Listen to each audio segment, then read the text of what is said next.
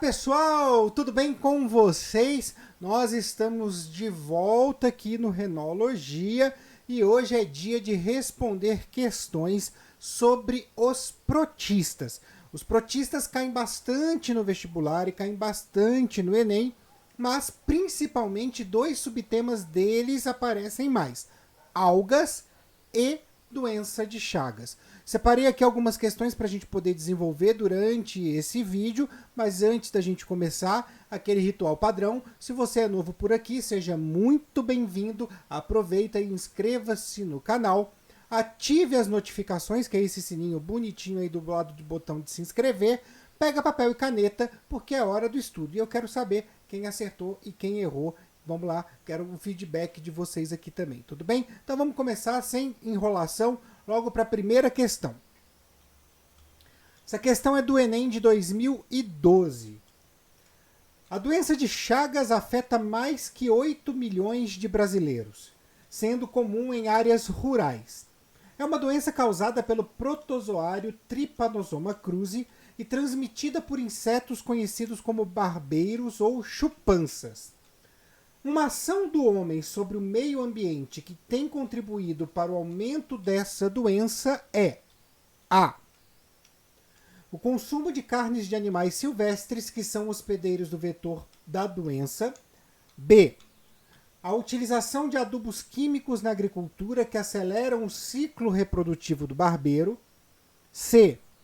A ausência de saneamento básico que favorece a proliferação do protozoário em regiões habitadas por humanos. D.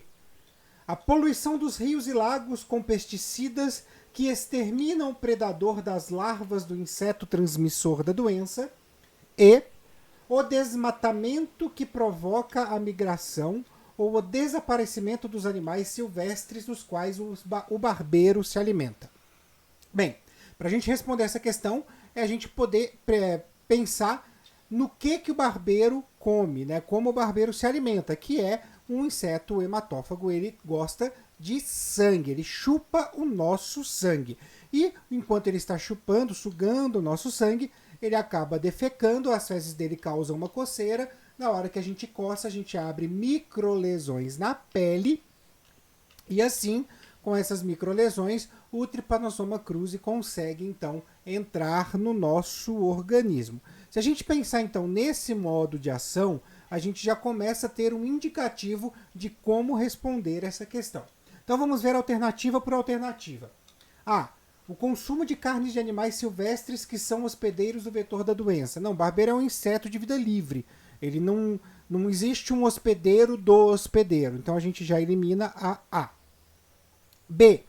A utilização de adubos químicos na agricultura que aceleram o ciclo reprodutivo do barbeiro. Se a gente pudesse falar de fertilizantes, inclusive pesticidas, ele na verdade acabaria com o ciclo de vida do barbeiro. Então, ele não ia estimular. Então, essa resposta também está errada.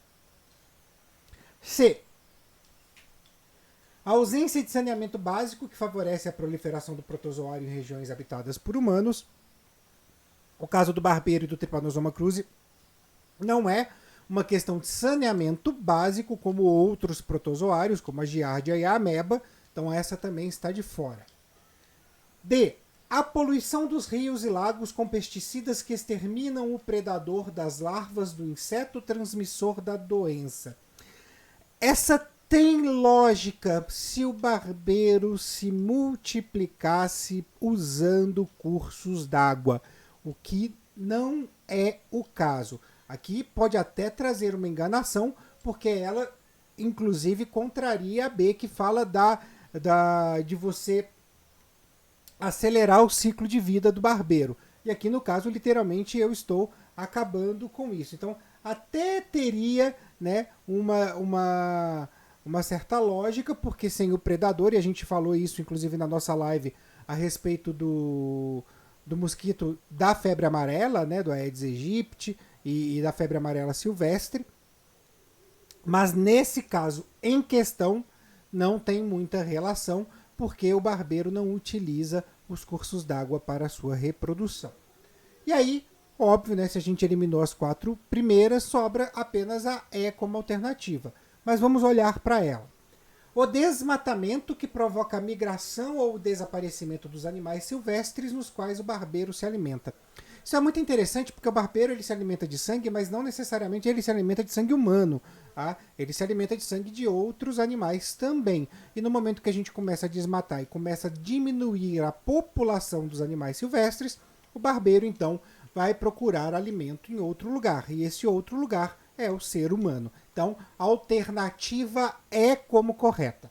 Vamos então para a próxima.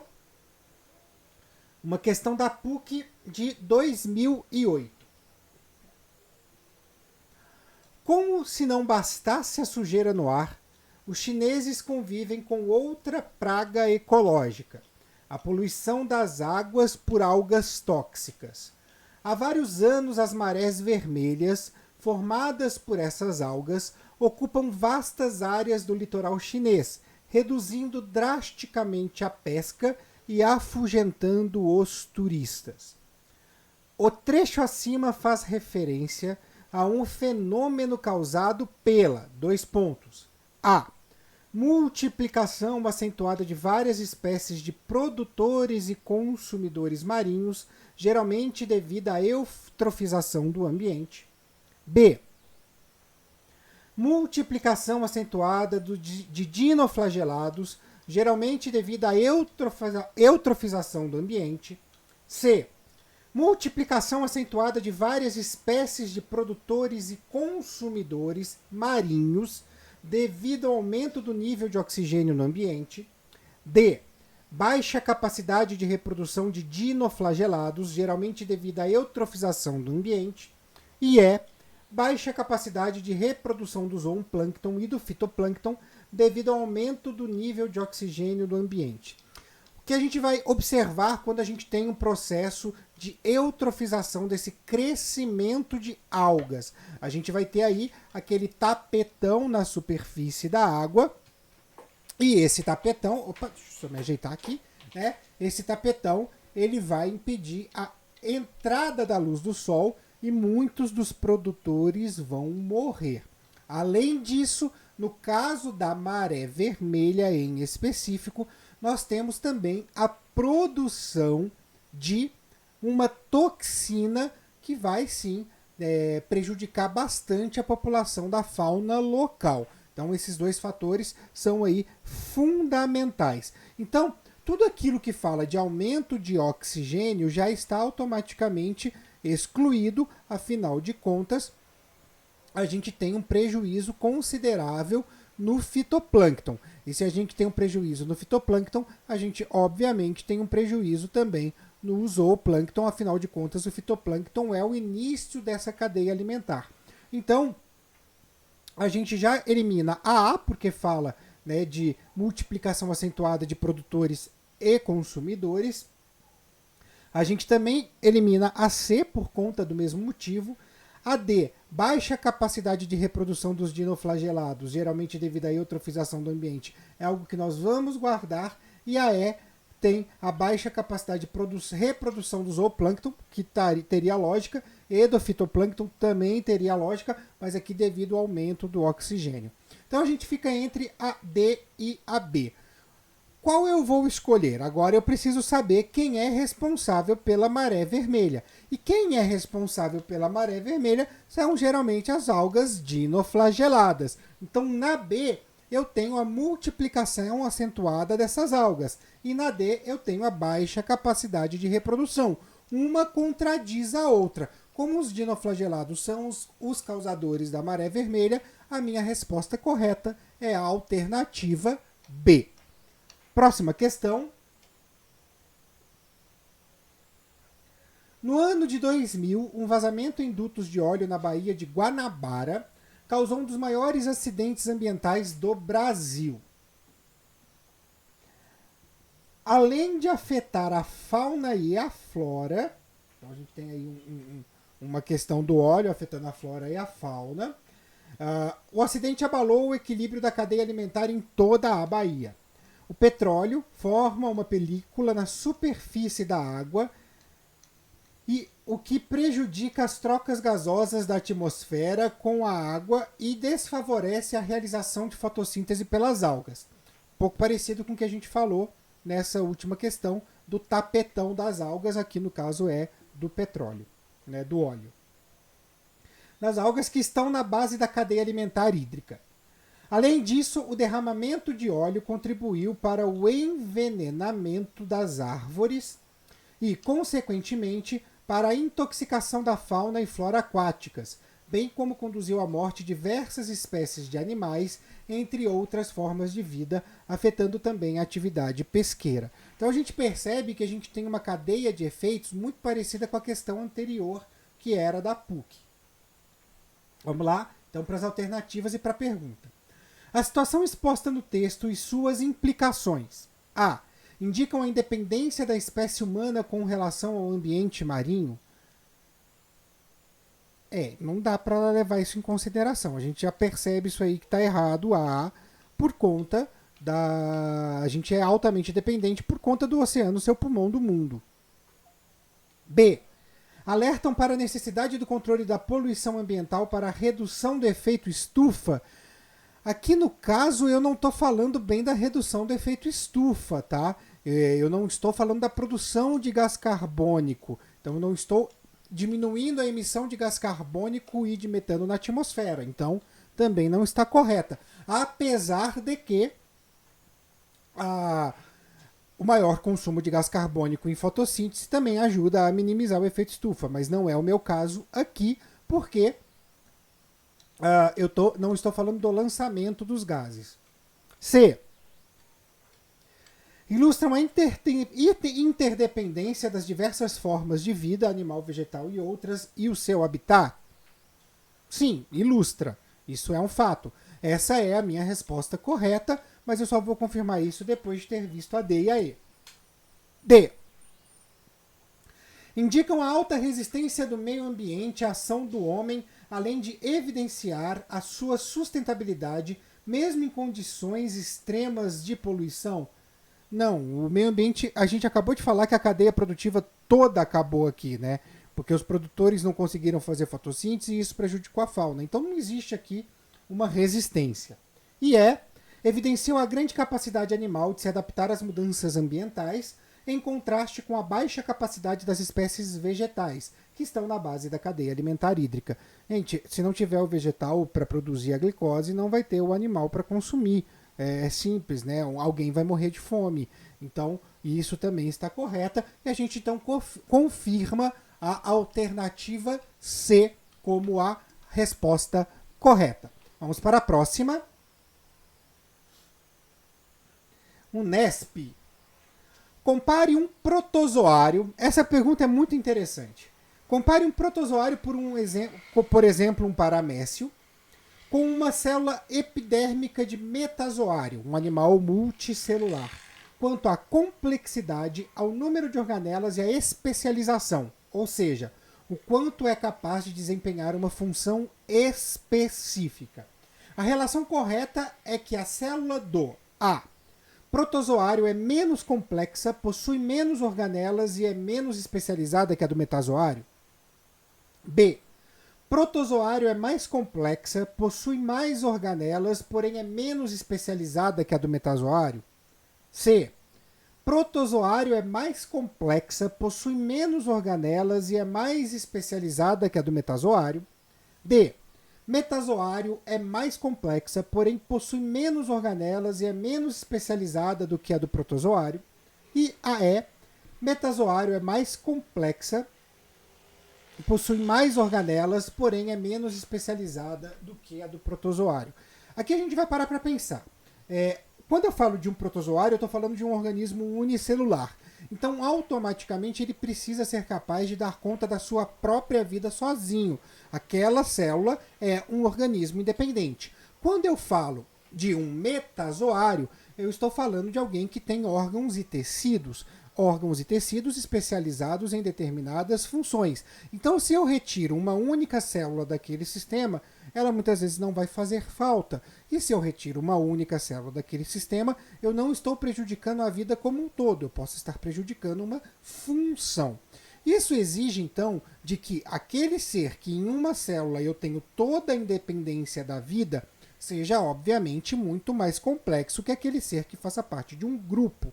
Então, a do protozoário sempre será mais complexa que a do metazoário.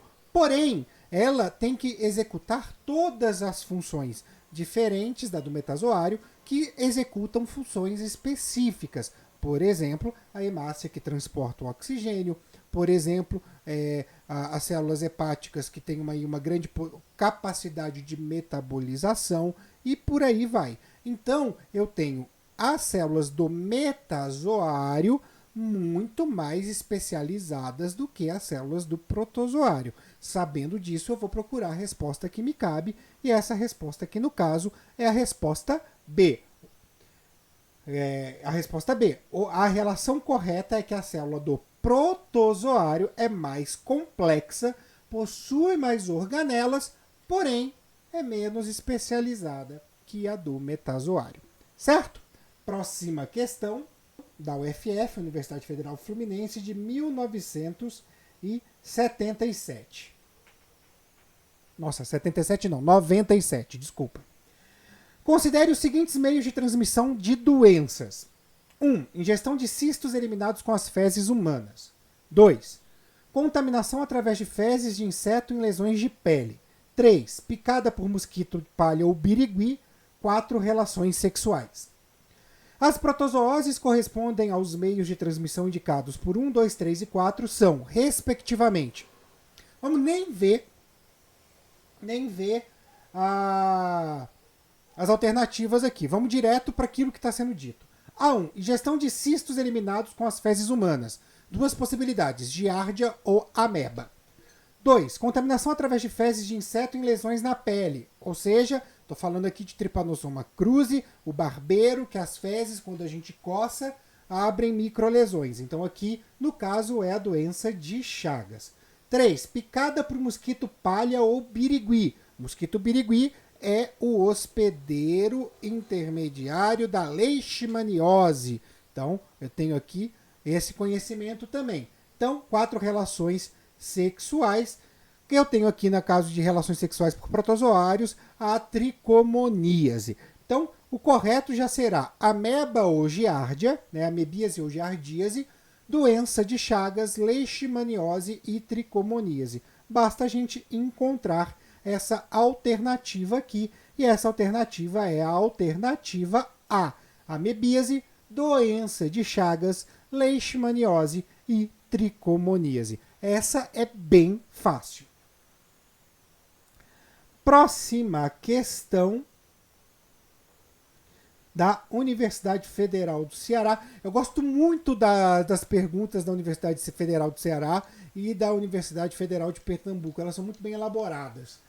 A doença de Chagas continua causando muitas mortes no Brasil e em países pobres do mundo. O texto a seguir sobre esta doença é hipotético. Leia-o com atenção. Um paciente residente na periferia de Fortaleza procurou o posto médico, queixando-se, entre outras coisas, de febre, anemia, cansaço e hipertrofia ganglionar. Após os exames clínico e laboratorial, diagnosticou-se corretamente que ele estava com a doença de Chagas. Ao tomar conhecimento do caso, um professor resolveu discutir o caso com seus alunos, solicitando que eles opinassem sobre que medidas deveriam ser tomadas para controlar a propagação da doença. Os alunos apresentaram 5 sugestões. Dentre as sugestões apresentadas pelos alunos, a única inteiramente correta é A. Isolamento do paciente para evitar o contágio com outras pessoas, pois a doença se propaga também pela inalação do ar contaminado. B. Campanha de vacinação em massa em Fortaleza e por todo o estado do Ceará para evitar uma epidemia na cidade. C. Aplicação de inseticidas em toda a cidade para a eliminação do Aedes aegypti, inseto transmissor do Trypanosoma cruzi, agente causador da doença. D. Vacinação de cães e eliminação de cães de rua, pois eles são reservatórios naturais de protozoários do grupo do Trypanosoma. E, por fim, E. Proteção das portas e janelas com telas, a fim de evitar a entrada do barbeiro, inseto transmissor da doença, nas residências. Gente, assim, a única que fala de barbeiro é a E. Então a gente não tem nem muito o que questionar. A A fala de transmissão pelo ar, não existe essa possibilidade. A B fala que de vacina, não existe vacina para a doença de Chagas. A C fala de inseticida, que até afetaria o barbeiro, mas fala aqui de Aedes aegypti. O Aedes aegypti não é o hospedeiro, né, que vai fazer a transmissão do Trypanosoma cruzi, então tá errado. Vacinação de cães e eliminação de cães de rua. Primeiro, qualquer coisa que fala que matar cão de rua já deve estar errada só por conta disso, tá? Mas os cães não são também hospedeiros que vão nos transmitir, né, hospedeiros intermediários para a transmissão da doença de Chagas. E por fim aí, a gente tem a E, que é a única que vai falar do barbeiro. Então não tem nem muito o que questionar nesse caso, tá? O barbeiro, que é quem nos transmite a doença de Chagas. Tudo bem? Então é isso, eu espero que tenha ajudado. No próximo vídeo a gente vai fazer questões de verminoses, que também caem bastante, principalmente plateumintos, tá? Então fiquem muito atentos a isso, tá? Eu ainda lembro você para seguir a gente lá no @renologia no Instagram, que sempre tem as imagens que eu produzo aqui com o canal, com um certo resuminho para ajudar você também no estudo. Um grande beijo a todos e a todas e até a próxima!